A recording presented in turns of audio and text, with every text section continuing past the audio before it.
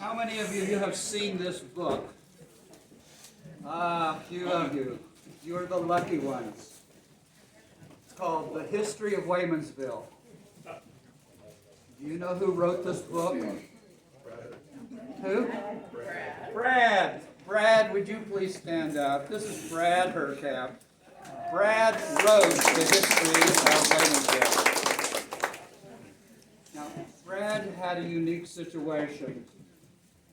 In high school, Brad was a student of mine, and he had to do a project for a German class on German customs in the area.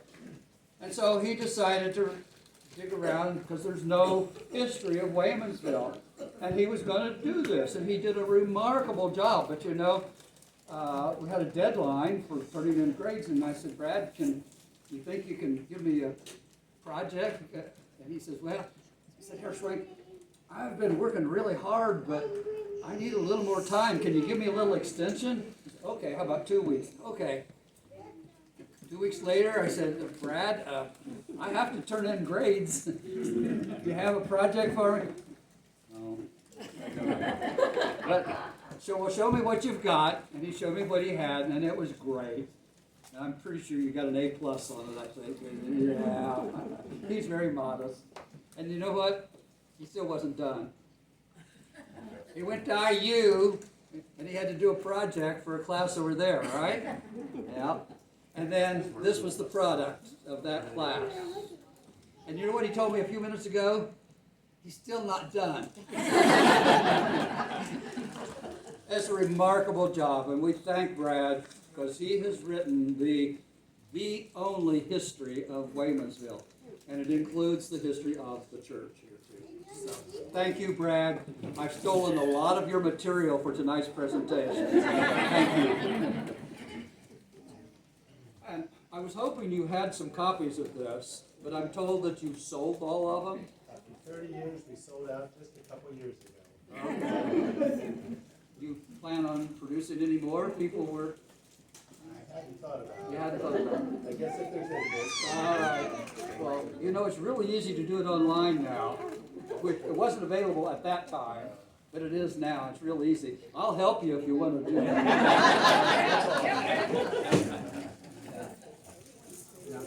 While we're talking about books, if he had these, I'm sure he'd be glad to sell you a copy. This is something I put together, and you'll see in the presentation coming right up. I put together several years ago a very lengthy study on the geography of this area, primarily around White Creek. And it was a project for a class that I was taking at IUPUI in German culture. And it took me 7 years to finish my project, and this is the real result of my 7-year study. And it shows all the landowners who came into this area. The earliest map that I could find, a plat map, was from 1876. Well, I wanted to go back and see who were the original people who came into this area. And so I went back to 1825, and that was when all of the land in the area belonged to the U.S. government. And so those government records were kept at the Land Grant Office in Jeffersonville. And then I went to Columbus to look at the county record and put together a series of maps showing every purchaser of land in this area, mostly around White Creek, by every 5-year period from 1825 to 1875. And so we'll take a look at those in a couple minutes because I want to point out a couple things about that map. So if anybody wants a copy of those, and it lists all the landowners in the area, but like I say, it is focused around White Creek and Waymansville. But if you want a copy of that, I'll be glad to sell you a copy. Okay? End of commercial. Okay. Now we're ready to go to German immigration into Bartholomew County. We're focusing on 3 churches, St. Peter here, St. John's, and St. Paul's. Now, tonight, I have very little to say about St. Paul's at Jonesville, and I apologize to our pastor from St. But you don't have an anniversary yet. Call me back in 6 years if I'm still alive, okay? Okay. All right. Who were the original German immigrants into Bartholomew County? We're focused now exclusively here. They were farmers, peasants, and we said they weren't really farmers, they were really peasants because they didn't own the land. There were different types. There was the Tagelöhner, who was the itinerant worker. That was most of the people. They didn't own the land, and they worked for somebody else. Then there was the Heuerling, the Heuermann. He was a tenant farmer, and he was given a little house on the property and a little section of garden. That was big. Because the Tagelöhner, they weren't given that. They just had to scrounge on their own. But the Cologne, or Colonus, not to be confused, that's not a colonel in the army, that's not a military term. He was the head farmer, the supervisor, the overseer, the manager. But you see, he still didn't own the land. Because who owned the land? 3 different types of people owned the land. There was the government, the church, or the aristocracy. Okay, the royal families. Those 3 types of people owned the land. The individual people couldn't buy land until about 1871. All right. The Cologne, on the other hand, as the manager, he was given a house, like you see in these pictures up here. He had that house, but he didn't own it. He was the manager of that farm. And he had the right to pass his position on to his son. In most sections, that was the oldest son. So if you weren't the oldest son, what kind of inheritance did you have? Zip. Nothing. Now, what are the son number 2, number 3, number 4 going to do if they can't inherit the farm? They had 3 choices. They could go work for somebody else. They could stay on the property, and after Dad passed away, then they could work for their oldest brother, which sometimes was not ideal. Sometimes it was, sometimes it wasn't. Or they had 4 options, and the other one was they could marry the oldest daughter in a family that had no sons. But the oldest daughter, if she married, then her husband had to take her name because it was important to keep the name of that farm intact. So if you're doing any genealogical research and you suddenly see a man's name change, it's probably because he married an oldest daughter and he had to take her name then when he got married. Okay. None of those people came here. The people who came here. I did on the Shaftstall line. I'm sorry? On the Shaftstall line, Uh-huh. he changed his name, but then she died before they had kids. He kept the name, had kids, and they came down. Oh, okay. Okay. So I'm not a Shaftstall, but I am. Okay. A little trick. Do you still carry the Shaftstall name? No, No. it was on my grandma's side. Okay. All right. Well, almost everybody who came here were son number 2, 3, 4, 5 because they didn't want to stay home and work for their oldest brother. Okay? Because they didn't. Here they could buy land. There they couldn't. Here they could be independent. They couldn't be independent over there. Here they had religious freedom. They didn't have that over there because whoever was in charge of that territory, the duke or prince or whoever, told them what their religion was. So here they had religious freedom. All right. Then almost everybody who came here were the other than the oldest son. Okay. Where did they come from? Well, the Moravians. We talked about the Moravians were driven out of Moravia, which is that territory between the Czech Republic and Slovakia today. You see, there was no country of Czechoslovakia prior to World War I. And at the end of World War I, they built a political state out of these 3 cultural groups: the Czechs, the Slovaks, and the Moravians. But prior to that, the Moravians had been driven out because of their religion, and they went to northern Germany, to Herrnhut, Germany, from there, they came to Pennsylvania, then they went to North Carolina, and then they came here to Hope. Now, I have to say something about the Hope group. I've always been of the opinion, and I thought that this was the first German group to come to Bartholomew County. I found out just recently, although they were German, they had been in America long enough that when they came here from North Carolina, they were basically speaking English. And so they did have some German services in Hope, but they weren't really considered a German group. They were more or less an American group at that time. Now, in the 1820s, the main route was they came from Bremen to Baltimore to Cincinnati and then to southern Indiana. You notice too, I put up here North German Church because in Cincinnati there were two major churches for the Lutherans. There was the North German Church and the other German Church. Yeah, it could have been German, Swiss, Austrian, whatever. But if you were North German, if you joined that church, you had to sign, when you joined the church, that you would speak Plattdeutsch, or Low German, because the services were conducted in Low German. Okay. Now, in 1834, there was a group that came from Osnabrück, Osnabrück is over in here, and they came to Cincinnati, and then they came to White Creek. And then in 39, a group came from Cincinnati to White Creek, and we'll talk about that in a second. And then in 1848, a group came from Löhne, our sister city of Löhne, actually from the village of Gofeld. Gofeld is a suburb of Löhne. Today it's incorporated into the city limits. And a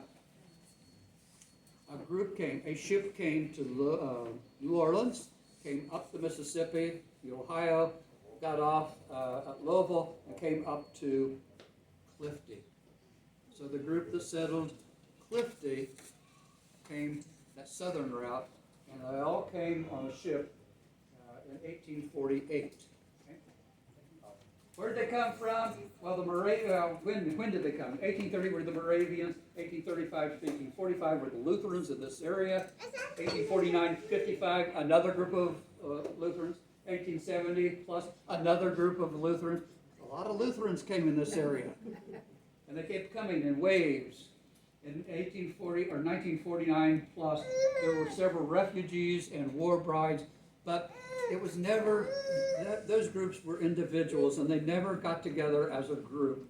They generally were war brides, and they didn't get together cluster. They assimilated into the culture individually. Why did they come? Number one, economic opportunity. They could buy land. They could work. They had jobs. Number two, inheritance rules and traditions at home drove them out. They couldn't stay home and work for their brothers, so they came here.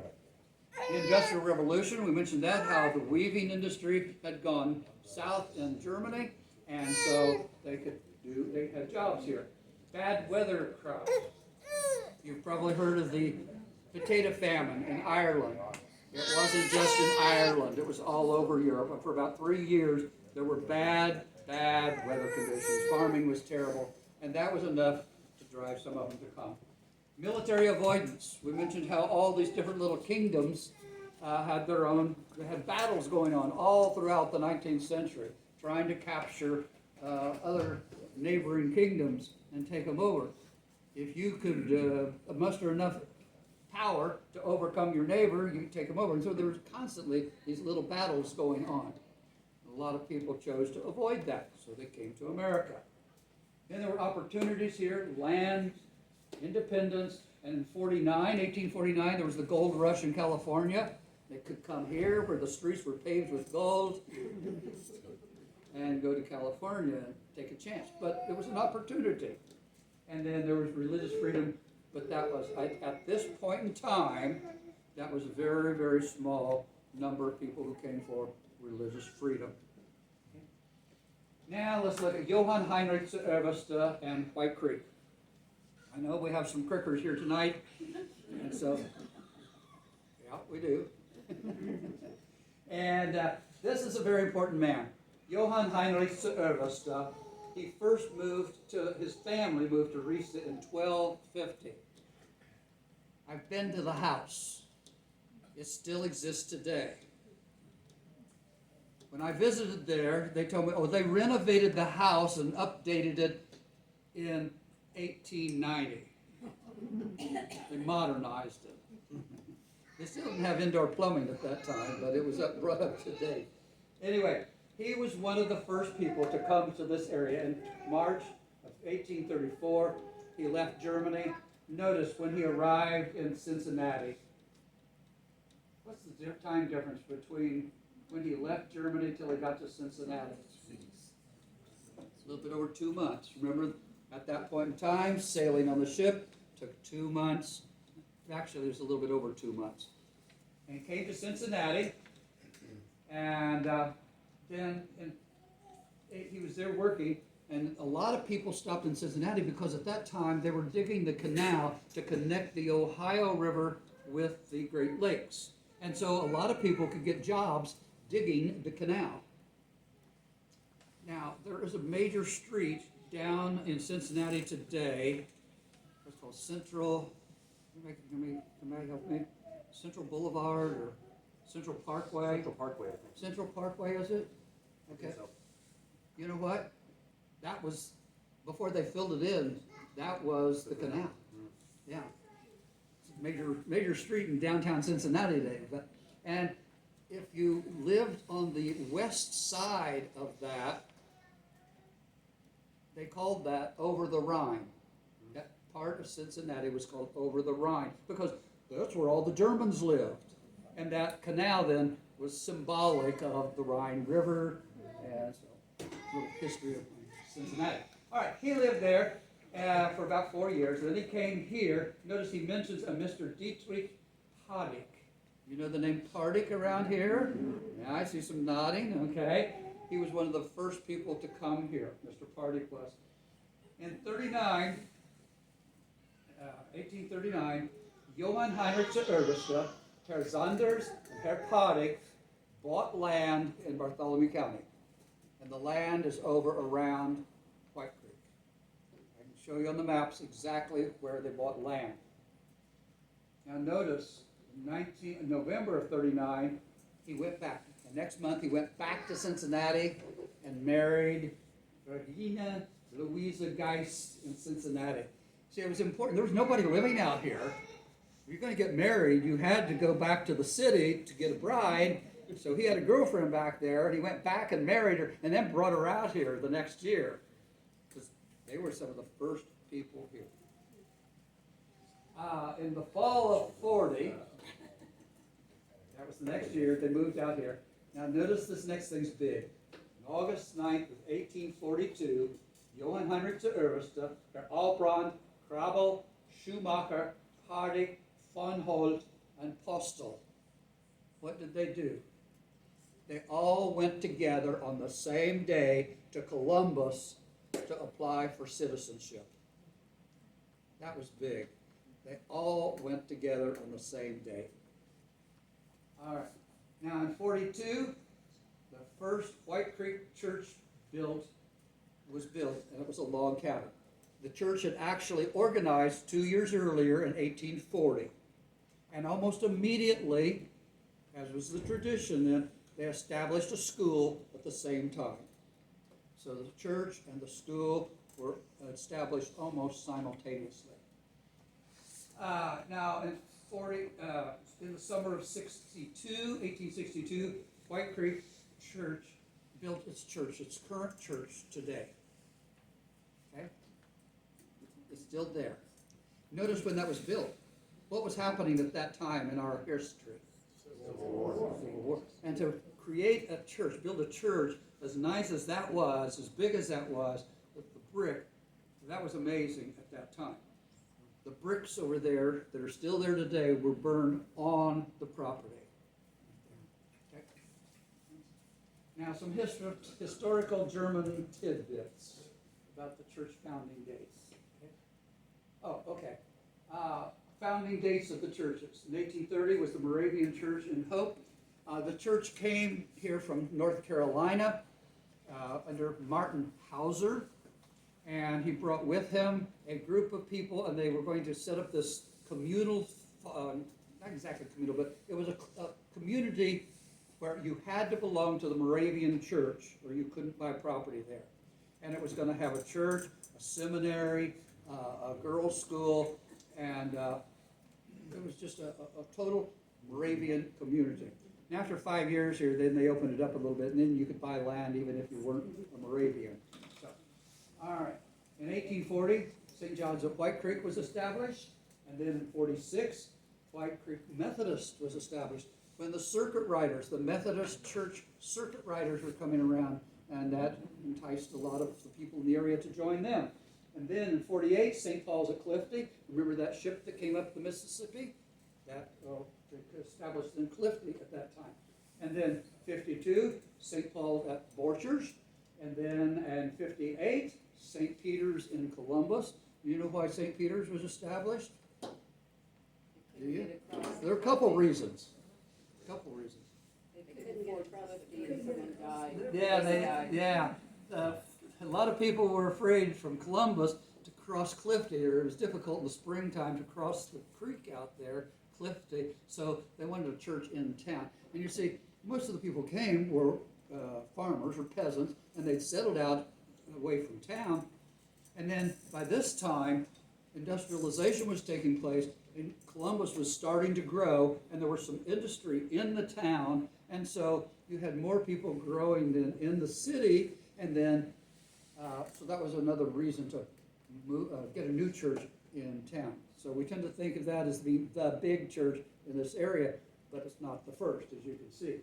Okay, next was, right here, 1871, St. Peter in Waymansville. Or is it Peters? Peter. Well, there's a question on that. When I was doing this research, and I forget who the pastor was here at that time.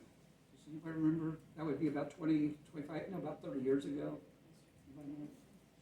He and I tried to decipher whether this is going to be St. Peter or St. Peter's. We were looking at the record books, went out and looked at the cornerstone, and you know what?